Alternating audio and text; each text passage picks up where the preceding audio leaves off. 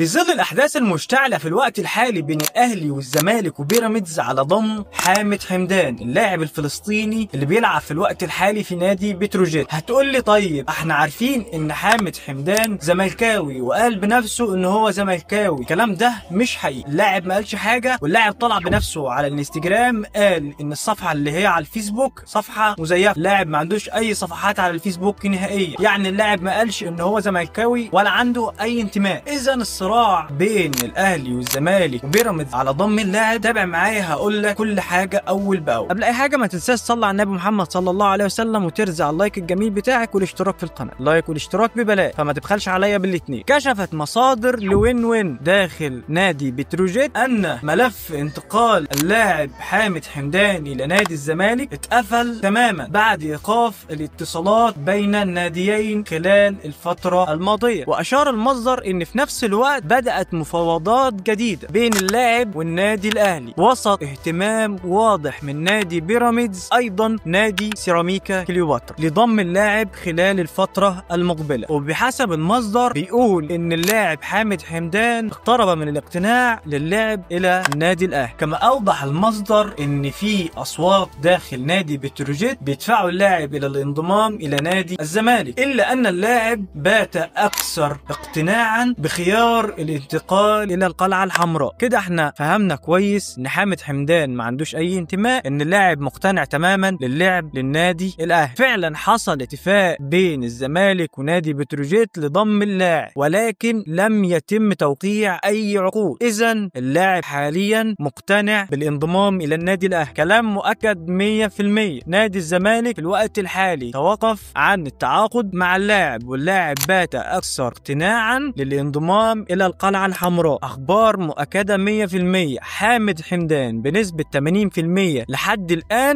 اهلاوي، بنسبه 80% هينضم للاهلي الفتره القادمه، واللاعب طبعا هيقيد محل، يعني مش هياخد مكان اجنبي. بس كده يا معلم، ده كان نهايه الخبر. ولو في اي حاجه جديده بخصوص حامد حمدان وصفقه انتقاله للنادي الاهلي هنزلها لك اول باول. طبعا النادي الاهلي اتم اتفاق مع لاعب جديد مدافع سوبر. ارزع لايك واشتراك واستنى الفيديو الجديد، هقول لك مين هو اللاعب اللي الاهلي انهى الاتفاق معاه بنسبه 100%. اول صفقات النادي الاهلي اتمها بنسبه 100%. استناني في فيديو جديد واشترك في القناه لو مش مشترك. بس كده، سلام.